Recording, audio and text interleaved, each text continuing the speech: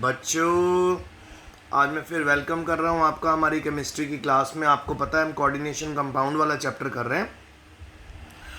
सो बेटा, आज मेरे पास क्वेश्चन है कि indicate the type of isomerism exhibited by the following complexes and draw the structure of these isomer. तो आपको यहाँ पे कुछ कंपाउंड दिए हुए हैं, उनके आपको आइसोमर बना के दिखाने हैं। तो मैं आपके सामने इनको प्रैक्टिस करूँगा, तो हम देखेंगे कि क्या किस तरह से इसको कवर करना है। तो आइए स्टार्ट करें।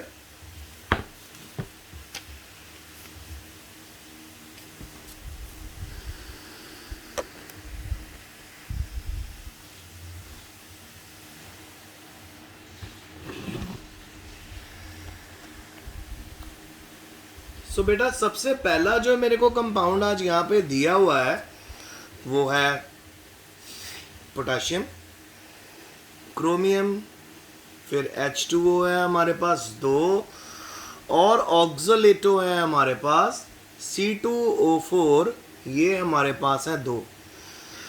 अब आप एक बात को नोट करो कि इसमें किस तरह के ज्योमेट्रिकल आइसो के क्या इसमें ज्योमेट्रिकल होगा कि इसके अंदर ऑप्टिकल आइसोमेरिज्म होगा। सो आज मैं आपको वही करवाने वाला हूँ। तो देखो बेटा, अगर हम यहाँ पे इसका कोऑर्डिनेशन नंबर देखें तो वो तो आ रहा है 6, यानी यहाँ पे ऑक्टाहेड्रल शेप है, इतना तो पक्का ही है। तो सबसे पहले मैं आपको बताना चाहूँगा कि इसमें दोनों पॉसिबल होंगे, ज्योमेट्रिकल भी और ऑप्टिकल भी। क्यों? क्योंकि यहाँ पे हमारे पास डिफरेंट लाइगेंड प्रेजेंट है, ठीक है ना। और 2 हमारे पास वाटर है और यहाँ पे ऑक्सोलेटो 2 है, पर ऑक्सोलेटो यहाँ पे कितने डिटी बॉन्ड बनाएगा? 4 डिटी बॉन्ड बनाएगा। तो सबसे पहले इसका ज्योमेट्रिकल आइसोमर्स बनाते हैं, ज्योमेट्रिकल आइसोमर्स बनाते हैं। सो ज्योमेट्रिकल आइसोमर में आपको पहले ही पता है कि हमारे पास क्या होती है। 6 वाले के केस में, जिसमें 6 लाइगेंड होते हैं, हमारे पास ऑक्टाहेड्रल शेप होती है। तो सबसे पहले हम क्रोमियम लगा देते हैं और उसके around 2 axial bond, 4 equatorial bond, फिर इसी तरह 2 एक्सियल बॉन्ड, क्रोमियम सेंटर में 4 इक्वेटोरियल बॉन्ड। तो अगर तो मैंने आपको सिखाया हुआ है कि ट्रांस आइसोमर बनाना है, तो जो लाइगेंड हमारे पास कम नंबर में होते हैं, 2 नंबर में होते हैं, उनको हमने एक्सियल बना देना है। तो एक्सियल बॉन्ड अगर बनाएंगे तो एक H2O ऊपर और एक H2O नीचे। इक्वेटोरियल बॉन्ड बनाएंगे हमारे पास, बाकी यहाँ पे आप नोट करो, एक हमारे पास ऑक्सोलेटो ऐसे आ जाएगा, एक ऑक्सोलेटो ऐसे आ जाएगा। तो ये तो हमारा बन गया बेटा, और साथ में अपडेटिव बॉन्ड भी दिखा दो, कितने? 6। सो ये तो हमारा बन गया बेटा ट्रांस। अब अगर मैंने इसका बनाना है सिस, सो सिस में दोनों वाटर में साथ में लिख सकता हूँ। तो H2O यहाँ और H2O यहाँ लिख दिया साथ में, और ये रहा हमारा एक ऑक्सो और ये रहा हमारा दूसरा ऑक्सो। तो ये बन गया इसका सिस।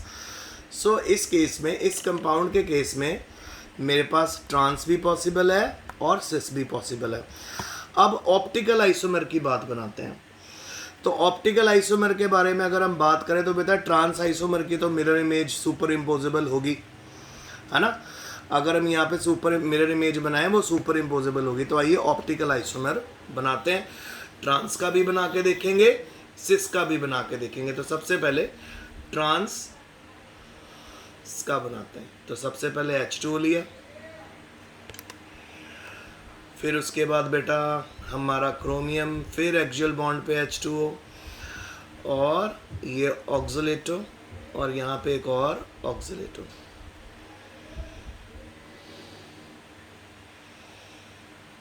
अब यहाँ पे आएगा बेटा हमारा mirror.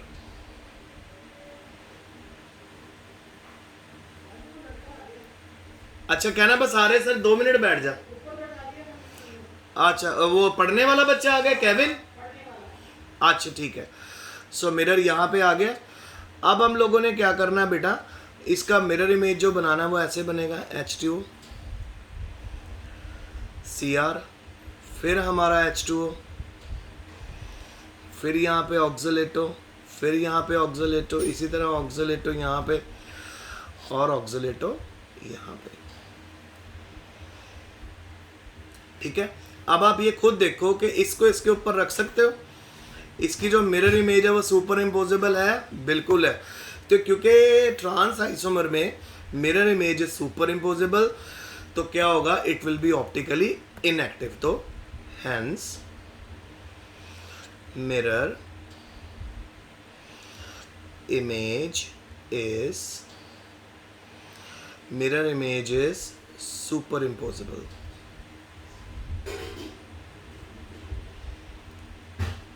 So, trans isomer is optically inactive. Okay, अब हम चलते हैं इसके सिस आइसोमर को बना के देते हैं।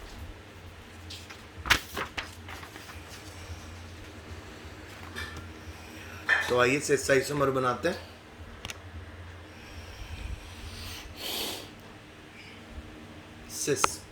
सिस बनाने के लिए आपको पता है हम लोगों ने क्या करना है। हमने क्रोमियम लेना, फिर उसके बाद हमारे पास ये 4 आपको पता ही है एक्सियल बॉन्ड। अब यहाँ पे हमने एक H2O लिया तो दूसरा H2O भी यहीं पे ले रहे हैं। सो एक OX यहाँ पे है, एक OX ऑक्सलेट हो गया। सो ये भी डेटिव बॉन्ड हो गया और ये डेटिव बॉन्ड इधर, एक ऑक्सलेटो इधर आ गया। अब बेटा ये हमारा बन गया, ये है हमारा सिस। अब अगर हमने इसका मिरर इमेज बनाना है, मिरर इमेज बनाएंगे तो मिरर इमेज कैसे बनेगी आइए देख लें। CR यहाँ पे, CR यहाँ, फिर उसके बाद एक H2O यहाँ है और एक H2O यहाँ है। ठीक है, और अब ऑक्सलेटो इधर आ गया, दूसरा ऑक्सलेटो इधर आएगा ऑब्वियसली। अब आप यहाँ पे देखो सिस आइसोमर में जो मिरर इमेज है वो सुपर इम्पोजेबल नहीं है, तो सिस आइसोमर इसका ऑप्टिकली एक्टिव होगा। लिखेंगे हम hence the mirror image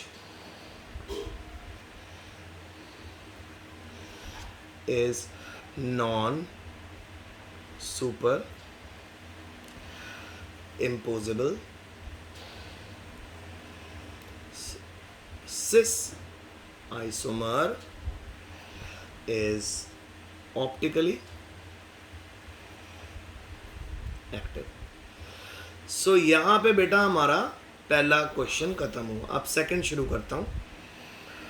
second में आपको दिया हुआ बेटा कोबाल्ट है, साथ में आपके पास है इथाइलिन डायमीन के 2-3 हैं, तो यानी फिर से हमारे पास ऑक्टाहेड्रल शेप आने वाली है। अब इसमें इन्होंने पूछा हुआ, सो ऑब्वियसली इसके अंदर कौन कौन से ऑप्टिकल आइसोमेरिज्म आप बना पाओगे। तो बेटा सबसे पहले मैं आपको ये बताना चाहूँगा कि इसमें ज्योमेट्रिकल आइसोमेरिज्म तो पॉसिबल नहीं होगा। अब ज्योमेट्रिकल आइसोमेरिज्म इसके अंदर क्यों नहीं पॉसिबल, क्योंकि ligands are same, different ligand नहीं है, तो ये होमोलेप्टिक कंपाउंड है। Since all the ligands are same, since all the ligands are same, so geometrical isomerism, क्या कर रहे हो मामा? ओहो मैंने चावल करना है अभी। Since all the ligands are same, so geometrical isomer is not possible, and the compound is, and अभी वेट करना पड़ेगा आपको, and the compound is homoleptic. Homoleptic का मतलब सेम लाइगेंड है इसमें। ओके जी, हो गया। अब हमारे पास इसमें ऑप्टिकल आइसोमेरिज्म अगर हमने बना के देखना है तो आइए उसको बना लेते हैं और देखें कि ऑप्टिकल आइसोमेरिज्म कैसे बनेगा। तो आप मिरर इमेज बना दीजिए यहाँ पे। सबसे पहले मिरर,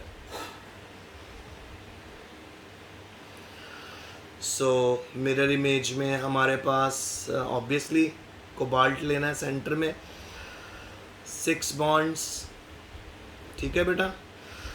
अगर इथाइलिन डायमीन इधर आ रहा है हमारा एक, ऑब्वियसली दूसरा इथाइलिन डायमीन इधर आएगा और तीसरा इथाइलिन डायमीन इधर आएगा। ओके जी। अब अगर हम इसकी मिरर इमेज बना के देखें तो देखें सुपर इम्पोजिबल है कि नहीं। तो आइए बना लेते हैं। कोबाल्ट,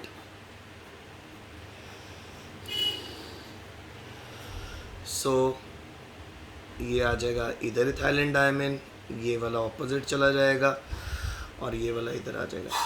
अब ये देखो इसकी जो मिरर इमेज है वो सुपर इम्पोजिबल नहीं है, तो ये ऑप्टिकली एक्टिव कंपाउंड होगा। लिखेंगे सिंस मिरर इमेजेस, अभी नहीं मामा, since mirror images non super imposable,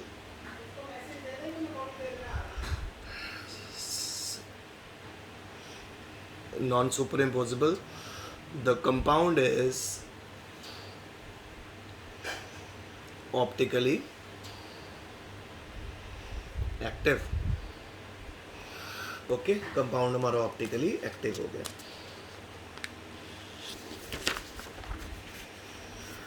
अब हमारे पास आ गया बेटा तीसरा। तीसरे में देखिए क्या दिया गया हमें। थर्ड हमें जो कंपाउंड दिया है, थर्ड है कोबाल्ट NH3, 5 है। NO2 कितने हैं हमारे पास बेटा?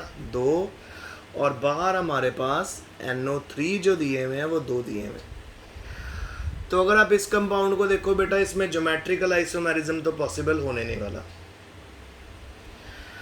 ठीक है। ज्योमेट्रिकल आइसोमेरिज्म यहाँ पे पॉसिबल नहीं होने वाला। हाँ, ऑप्टिकल आइसोमेरिज्म जरूर शो कर सकते हैं। तो again in this compound geometrical isomerism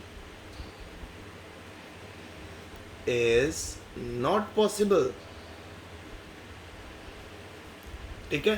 क्योंकि बेटा ज्योमेट्रिकल आइसोमेरिज्म अगर पॉसिबल होता तो हमारे पास 2 NO2 होते और 4 अमोनिया होते, फिर हम उसको सिस ट्रांस दिखाते हैं। अब ऑप्टिकल बना के देते हैं। तो देखिए ऑप्टिकल पॉसिबल है कि नहीं, तो लिख लेते हैं ऑप्टिकल आइसोमेरिज्म बना देते हैं। और ऑब्वियसली यहाँ पे मिरर आएगा,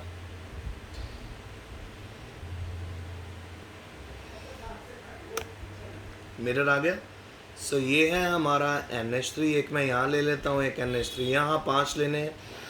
NH3 यहाँ, NH3 यहाँ, NH3 एक और हो गया, 5 हो गए, और NO2 हो गए यहाँ। अब इसकी अगर मैं मिरर इमेज बनाऊंगा तो ज़रा देखें, सेंटर में हम ले लेते हैं कोबाल्ट, तो बनाते हैं। देखो जी, NH3 के आगे NH3, फिर NH3, फिर ऊपर NH3 आ गया। अब NO2 इधर चला गया, फिर NH3, फिर NH3। अब देखो इसको उठा के इसके ऊपर आप नहीं रख सकते क्योंकि NO2 इसमें इधर है, इसमें ऑपोजिट साइड पे है। तो mirror image is non super imposable,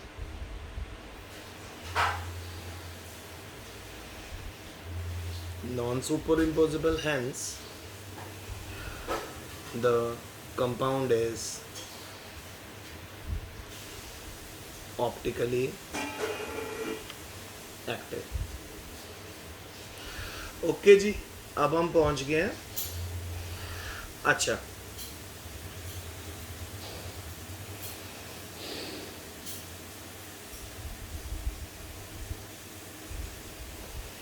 अब हम पहुंच गए हमारे फोर्थ पे।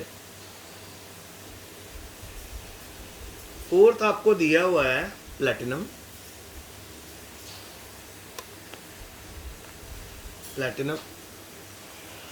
फिर हमारे पास है NH3, फिर हमारे पास है H2O, फिर हमारे पास है Cl2। अब जरा इसमें देखते हैं, इसमें बेटा हमारे पास सिस और ट्रांस पॉसिबल हैं, कर लें जरा। तो ज्योमेट्रिकल आइसोमेरिज्म इज पॉसिबल, तो इसका ज्योमेट्रिकल आइसोमर बनाते हैं।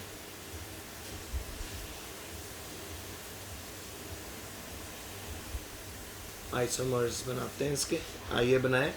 तो प्लेटिनम 4 बॉन्ड ऐसे। अच्छा Cl जब आप साथ रख दोगे, NH3 यहाँ और H2O यहाँ, तो ये बन जाएगा हमारा सिस। अगर आप Cl ऑपोजिट पोजीशन में ले जाओगे प्लेटिनम की,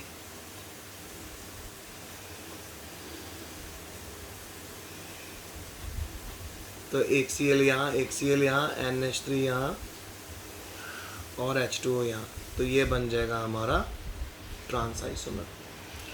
तो सिस और ट्रांस समझ आ गया। ट्रांस में Cl ऑपोजिट, सिस में Cl साथ। अच्छा अब अगर हम लोगों ने इसका बनाना हो बेटा ऑप्टिकल आइसोमर, तो आइए ऑप्टिकल आइसोमर बना के देख लेते हैं।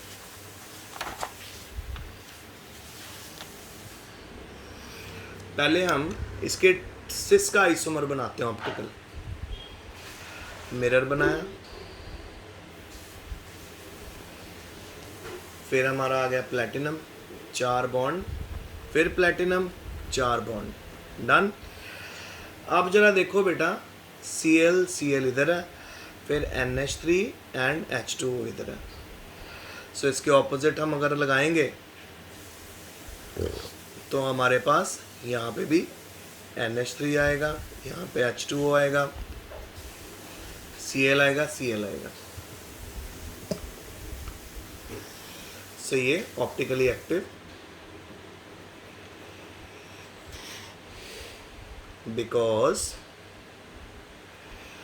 Mirror image is super imposable हुआ। अब जरा इसका ट्रांस बना के देखें। प्लेटिनम यहीं लगाना, मिरर लगा दे रहो, Cl इधर, Cl इधर, NH3 इधर, H2O इधर। अब जरा इसका बना देते हैं प्लेटिनम।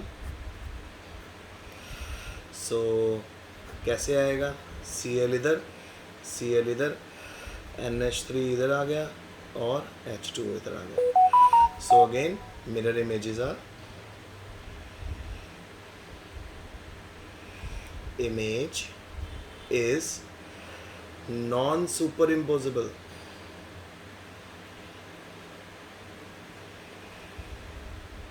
hence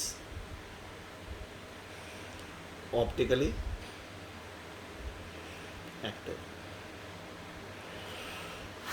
सो बेटा ये सारे मैंने आज आपको कंपाउंड करवाए हैं, आप लोग भी इनको प्रैक्टिस कर लेना। एक छोटी सी बात मैं करना मांगूंगा आपसे, जो हमने NO2 वाला किया, देखिए NO2 वाला कहाँ है, वो ये रहा।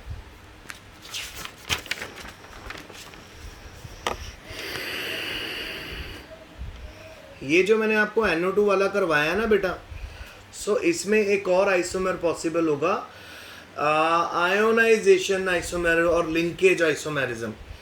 सो आयोनाइजेशन आइसोमेरिज्म कैसे शो करेगा, ये ऊपर लिख देता हूँ। पहले लिंकेज कर लेते हैं, लिंकेज भी करेगा। लिंकेज आइसोमेरिज्म कैसे, यहाँ पे तो देखो बेटा नाइट्रोजन से बॉन्ड बना हुआ है ना कोबाल्ट का, तो ऑक्सीजन से भी तो बन सकता। तो लिंकेज आइसोमर इसका क्या बनेगा, कोबाल्ट NH3 5 ONO बड़ी ब्रैकेट क्लोज NO3 ट्वाइस। समझ आ गया। तो लिंकेज में हमने ऑक्सीजन आगे कर दिया, तो इसमें लिंकेज आइसोमेरिज्म भी पॉसिबल है। अच्छा एक और पॉसिबल है इसमें आइसोमेरिज्म बेटा, वो है हमारा आयोनाइजेशन आइसोमेरिज्म। आयोनाइजेशन आइसोमेरिज्म में क्या होगा, NO3 एक अंदर चला जाएगा, एक NO2 बाहर आ जाएगा, तो आयोनाइजेशन आइसोमेरिज्म भी पॉसिबल है। सो अगर मैं आपको आयोनाइजेशन आइसोमेरिज्म इसका बना के दिखाऊं तो कैसा बनेगा, कोबाल्ट NH3 5 अंदर क्या आ गया, NO3 आ गया अंदर, NO3 अंदर आ गया, बड़ी ब्रैकेट बंद, और बाहर आ गया हमारा एक NO3 और एक NO2। सो बेटा ये आज का लेक्चर है, इसको बहुत अच्छे से कवर कर लेना। If you have any query you can ask me. Stay home, stay safe and best of luck.